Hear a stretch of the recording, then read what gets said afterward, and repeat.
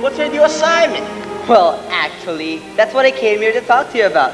You see, Ashley, I'm working in your department now. On this college? Yeah. Well, welcome to the crew. I think you'll find it challenging.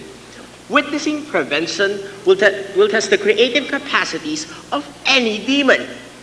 You know, our king must be pleased with you to put you with us. You see, he considers it the most vital area in our whole campaign. Well, our king did say I have potential. But I'll level with you, Ashley. This is a whole new game for me, and I don't know where to start. And you want me to give you a few tips? Oh, would you? Well, I'd certainly be grateful. Sure. After all, we're in this together. Yeah. You know, we demons compete with each other too much. We should worry about our positions in the hierarchy after we destroy the humans. Not before. Don't you agree, Bernard? Oh, yes, certainly. That's a very good point, Ashley. Good. Now I'm going to tell you something that's going to make your job a great deal easier. There are just 7 things you must keep Christians from realizing. If you can't stop them from believing in these ideas, just make sure they keep them in the back of their minds, out of danger of being acted on. Just 7 things? Yeah. And I'll bet you can guess the first one just by watching this. Hey, yo, man, this is the girl last night. Yeah, man, she's hot, man. She's so beautiful, man. Hey, wait. Hey, man. Hey, it's Ness. Come on, let's go. Hey, what's up, Ness? Hey, Ness. Hi, Pop. Hey, Yeah. Are you absolutely sure that the world is going to end with a trumpet blast? And Jesus is going to zap in through the clouds and I'm going to be throwing the lake of fire. Hey, that's your Ness. hot beer. Wait, so that means we're going to see each other there. And we're going to have a Party!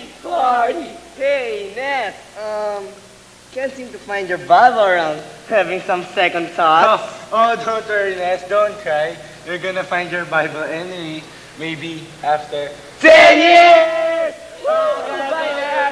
Hey, You're such a loser, man. Come on, Well, let's it's go. a very pleasing situation. A perfect example of the success I'm having in applying point number 1. You see, when Ness here started going to this university, he was a real threat. During lunch breaks, he would talk to the other guys about the enemy. And some of them got so interested that Ness started bringing his Bible in. The situation was degenerating so fast that I had to bring in 3 of my best demons and set them off to work on some of the strongest personalities in the area and had them make fun of those who were interested. One of the demons had a brilliant flash and gave the school bullies the idea to grab Ness's Bible and read sections out of context. In an instant, that had the whole school thinking that Ness was a lunatic.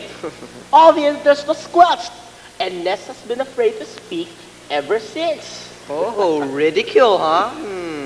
Is that powerful? It certainly is, Bernard.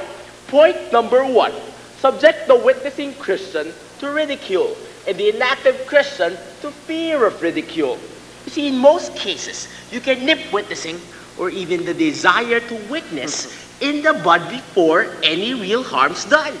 Okay, that's great. So what's the next point? Here they are now. Watch You were again. the best, Corinne. That story you did on the school play was fantastic. I love the way you centered on the personalities of the lead characters. Thanks, Irene. I liked it anyway. They're having a party tonight and they've invited me. Really? That's great. They must have liked your story too. Well, anyway, what are you doing this weekend, Irene? Tomorrow I'm gonna do my homework. And on Sunday, our church is having a special service. There's gonna be some good musicians and a visiting speaker. You're welcome to come if you want to. I mean, that's the sort of thing a lot of visitors come to. You know, Irene, that sounds great, but I've got lots of things to do. I mean, I got a party tonight, a lunch date tomorrow, another party tomorrow night.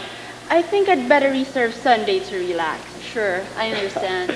Now Irene here admires the other girl to no end. Thinks she's got it all. Talent, looks, personality, popularity.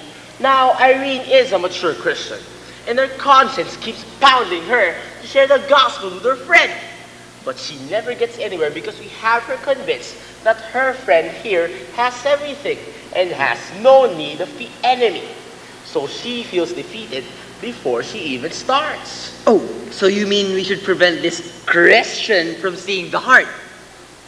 You can't solve it quickly. You see, Bernard, most people project an image of well-being to their acquaintances. Now, our job is to keep Christians like her believing it. You know the real ironic thing about this situation here? Is that Irene's friend is absolutely despairing. And she's totally disillusioned. Oh, is that so? Bernard, she's contemplating suicide. Oh. Unless something unforeseen happens. I'm sure we'll have her in a matter of weeks. Well done, Ashley, well done. Thank you. Now, closely related to keeping the Christians unaware of people's needs is point number 3. Keep the Christian feeling ill-equipped to meet those needs. You see, Bernard, when you do come across that rare Christian who's been corrupted to the point that he's utterly convinced of everyone's need of Christ, make him believe he hasn't the knowledge or the right words to communicate his faith. I went to Baka. Yeah, I went to Now, see the boy there talking to the girl? He's a new convert. Sickeningly devout. Bible study, praise, confession, intercession, active service, the whole show. But he won't open his mouth to talk about the enemy to his non-believing friend. Thinks he hasn't enough knowledge about the Bible yet. Well, thanks to us, that is. You better listen. So, what have you been doing lately? I don't see much of you anymore. Well, I've been pretty busy lately.